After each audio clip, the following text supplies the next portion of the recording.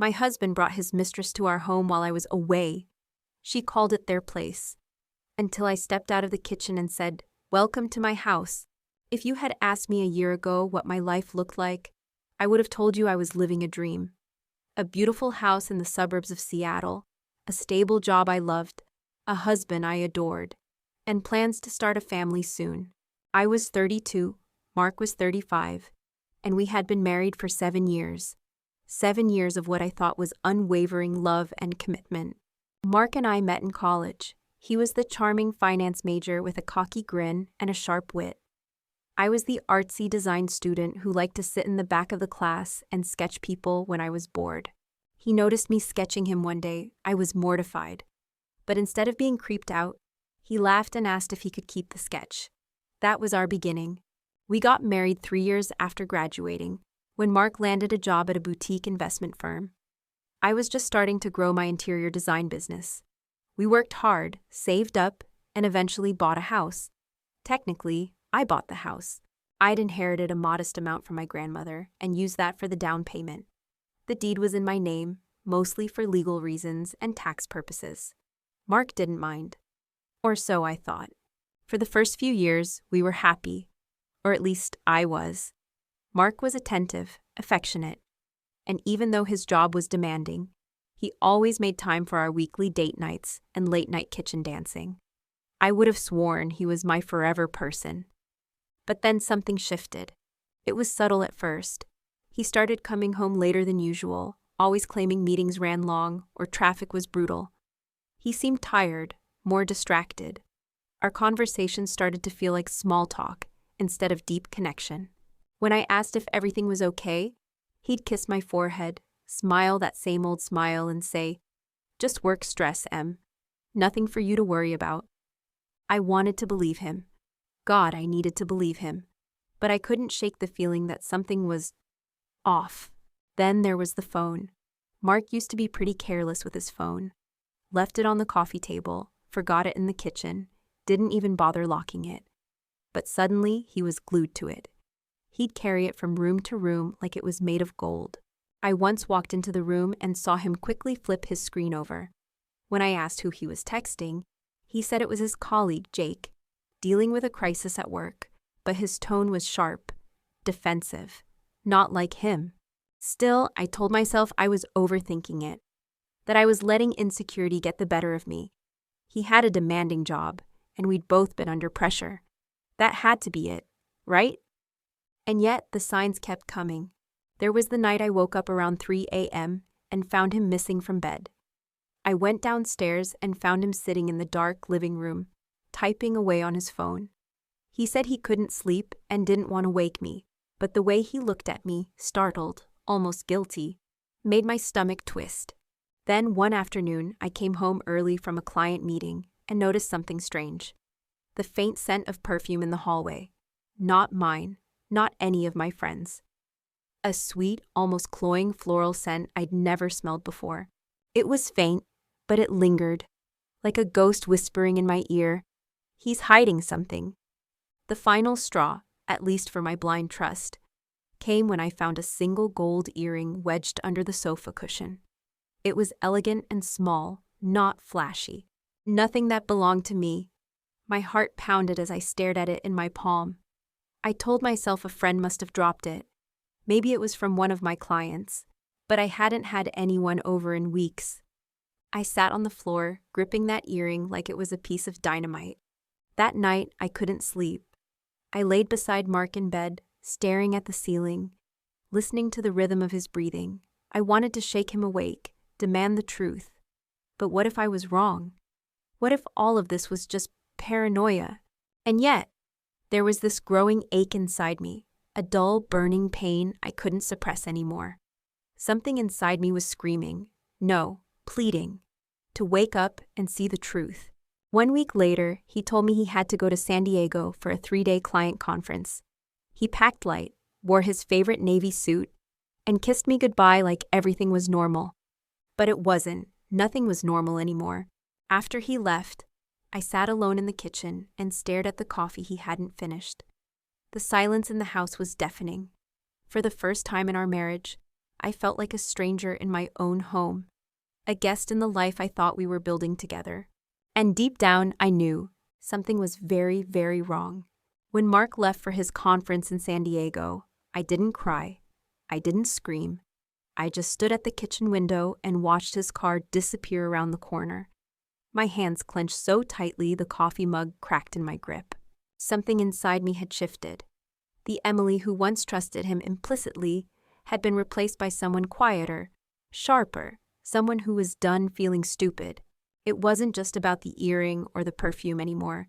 It was a pattern, the distance, the lies that didn't even bother to cover themselves well. The way he looked me in the eye and told me he loved me, all while sneaking off with another woman. I didn't have hard proof yet, but I could feel the truth in my bones. Like a draft leaking through a cracked window, cold and persistent. I started small. I went back through our shared Google Calendar, something we hadn't used much lately. It turned out Mark had added private appointments on his personal one, viewable only if you dug deep enough.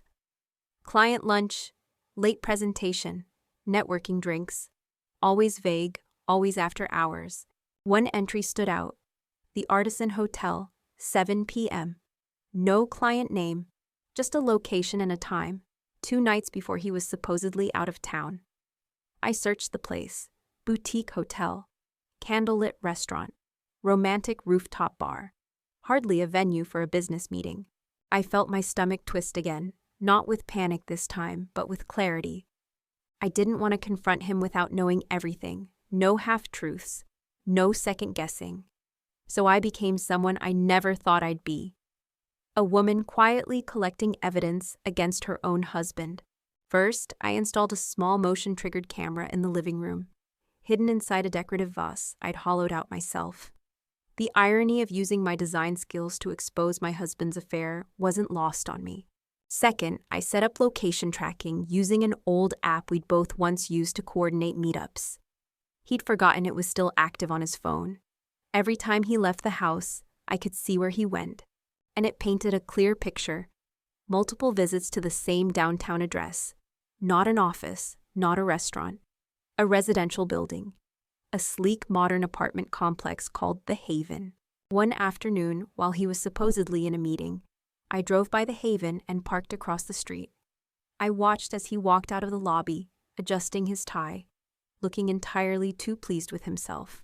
I took a photo from my phone and stared at it for a long time. It was the most painful souvenir I've ever captured. I didn't recognize the woman he was with, at least not then. She was tall, brunette, perfectly styled. She laughed at something he said and touched his arm in that casually intimate way that made my skin crawl. I wanted to storm across the street and rip the mask off both of them. But instead, I drove away. I needed more. I needed her name. I needed to know what kind of story he had sold her. So I did something I swore I'd never do. I opened his laptop while he was gone. The password was the same as always, my middle name. The irony was almost too much to bear.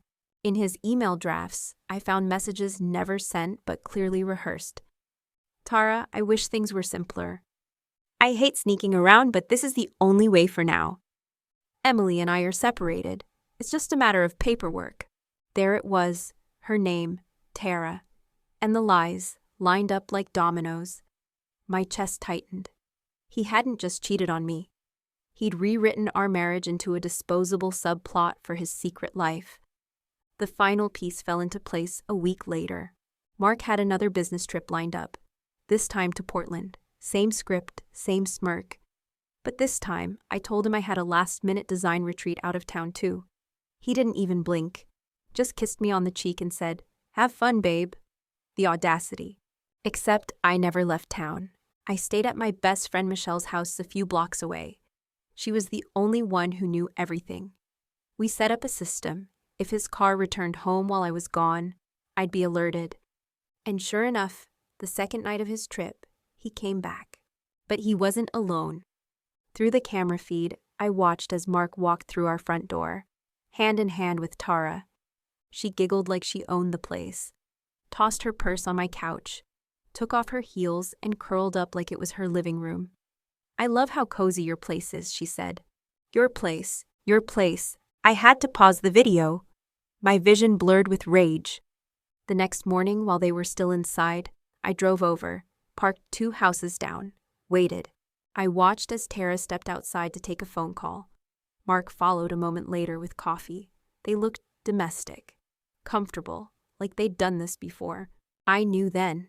He wasn't just cheating. He was playing house in my home, the one I paid for, the one with our wedding photos on the walls. That was the moment I stopped hurting. I stopped doubting, I stopped crying, and I started planning. Because if Mark thought he was clever, he hadn't seen anything yet. The day I decided to confront them, the sky was a cold, cloudless gray, the kind that makes everything feel sharper, clearer. I'd rehearsed every word I might say, every possible reaction I might get. But no amount of rehearsal could prepare me for the reality of what happened next. Mark didn't know I was back in town. As far as he was concerned, I was off at some relaxing design retreat in Oregon. Tara certainly didn't know either. She had no idea that the house she was treating like her little weekend escape wasn't some bachelor pad Mark had moved into. After a mutual separation, it was my home. My name was on the deed. Every pillow, every picture frame, every potted plant in that house had my fingerprints on it, and she had the nerve to call it his. I waited until I saw her car in the driveway, not his. Heron. That told me everything I needed to know. This wasn't some one-time fling. This wasn't a dirty secret in the shadows. He had given her access, keys, comfort, permission to walk into the life I'd built and pretend it was hers. And she had the gall to take it. I parked 2 houses down and walked toward my front door with a calm I didn't recognize. My hands weren't shaking. My heart wasn't pounding. It was like I'd stepped outside of myself, watching it all unfold in slow motion. As I approached, I heard laughter coming from inside. Her laugh. High-pitched, a little too loud. The kind of laugh someone forces when they're trying to sound cute. I didn't knock. I unlocked the door, stepped inside, and gently closed it behind me. They didn't hear me at first. Tara was in the living room, barefoot, sipping wine on my couch. She was wearing one of Mark's t-shirts, probably the one I bought him last Christmas. Mark wasn't in sight, but I could hear him in the kitchen, humming to himself like this was some kind of date night. That's when I heard her say it. I love how cozy your place is. It's so much more personal than my apartment. You really made this feel like home. Your place. The words hit me like a slap, but I didn't flinch. I stepped into the living room and said, loud and clear, I'm glad you like it. I designed everything myself. Tara turned, mid-sip, and froze. Her eyes widened as she tried to process what she was seeing. She looked at me like a ghost had just walked through the wall. Hi? She stammered. I'm sorry. Who are you? Before I could answer, Mark walked in, carrying a tray of cheese and crackers like some kind of pathetic bachelor chef. He stopped dead when he saw me. His face turned white. Emily, I smiled, not warmly. Mark. There was a long, deafening silence. You could have heard a pin drop on the hardwood floor I had chosen, installed, and refinished with my own hands. Tara looked back and forth between us. She was trying to catch up. Wait, I don't understand. Are you... His wife, I said. Calm, measured, deadly. Tara blinked. Her mouth opened, then closed, then opened again. She looked at Mark, eyes wide with panic. You told me you were divorced. Mark dropped the tray. Crackers and cheddar exploded across the floor like tiny landmines. Emily, please, he said, hands up. I can explain. Oh, I'd love to hear it, I cut in.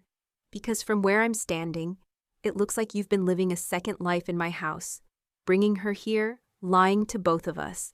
Tara stood up, still clutching her wine glass. Wait. This is your house? Yes. I walked over to the bookshelf and pulled down a folder. The deed, the mortgage, the utility bills, all in my name. Mark didn't pay a cent for this place, not even the curtains you're admiring so much. Her face flushed. He said you two split up, that you gave him the house in the divorce. I looked her in the eye and asked, did he also tell you we still sleep in the same bed when he's not pretending to be single? Her face twisted in disgust, Not at me. At him. She turned on him like a woman who just realized she wasn't the exception. She was just another lie. You told me she was crazy, that she left you. Mark looked like he was about to pass out. Tara, She held up a hand. Don't. You lied to me. You used me. You let me walk into her house and play dress up like some kind of idiot. I watched him squirm. It was glorious. There was no yelling, no plate smashing. Just two women dissecting the man who thought he was smarter than both of us. Tara, I said, still calm. I don't blame you. You were lied to just like I was, but you need to leave. Now. She didn't argue. She set the wine glass down on the table, without a coaster, of course, and walked out the door without another word. I turned back to Mark. He was still standing there, stunned. I guess this is the part where you beg me to stay, I said.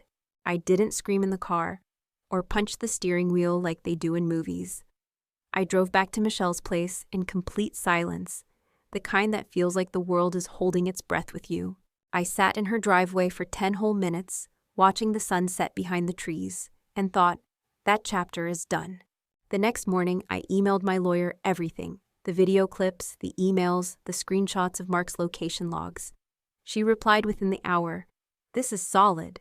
You'll have the upper hand. It was poetic in a way. Mark had spent months weaving his double life, thinking he was in control, juggling 2 women, 2 stories, 2 homes. But he didn't realize he'd left fingerprints on every lie. He never expected me to pay attention. Within a week, the divorce papers were served. He was still reeling, still texting me these pitiful one-liners. We can fix this. Don't throw everything away. She meant nothing. I didn't respond. He showed up outside Michelle's house once, flowers in hand like a walking cliché. She opened the door and said, try a florist next time, and slammed it shut in his face. I think that was when it finally hit him. I wasn't coming back. And now, the consequences began to snowball. He had no legal claim to the house, since it was in my name and bought with inherited funds. He begged to at least stay until he figured things out. I said no, not because I was trying to be cruel, but because he had already desecrated that space, brought someone else into our bed, lied under its roof. That house was tainted, not by her, but by him. He moved into a cheap rental across town. I heard through mutual acquaintances that Tara had blocked him on everything the same day she walked out. Turns out she wasn't so forgiving after all. Can't say I blame her. A month later, she messaged me, not to apologize exactly, but to clarify. I just want you to know I had no idea. He told me you two were over, that you'd cheated on him, that he was just staying at the house until the paperwork cleared. I stared at the message for a while, then typed back. Thank you, I believe you. Just so you know, you weren't the first, or the only one. She didn't respond after that. I didn't expect her to. Mark's spiral was subtle, but satisfying. His firm put him on leave after the divorce, made small waves in local circles. Not because they cared about the morality, but because the drama threatened a major client relationship. His reputation took a hit. His ego took a bigger one. I, meanwhile, flourished. I sold the house. I didn't want to keep that ghost of a home, even if I technically won it. I found a beautiful loft in downtown Seattle. Clean lines, exposed brick, all mine. I poured my pain into redesigning it. Each room became a reclamation of self. No compromises, no shared closet space, no toothbrush beside mine. I slept better than I had in years. The first night I moved in, I sat on my balcony with a glass of wine and stared out over the skyline. The city buzzed below me, oblivious to my story, my heartbreak, my victory. And I realized something. Healing doesn't come with closure. It comes with clarity. Mark used to say I was too sensitive, that I read too much into things, that I needed to trust more. What I needed was to trust myself more, to listen to that inner voice that whispered, something's not right, to stop shrinking myself for the comfort of someone who only loved me when I was convenient. And now I'm not shrinking for anyone. Some nights, the memory still stings. Not because I miss him, but because I grieve for the version of me who loved blindly, who believed without question, who ignored the red flags because she wanted so badly for things to be okay. But that woman walked out of her house with her head high, and she never looked back. And to Mark, if by some cosmic accident you're hearing this, I hope you know what you lost. Not because I want you to suffer, but because I don't care anymore. You thought you were clever.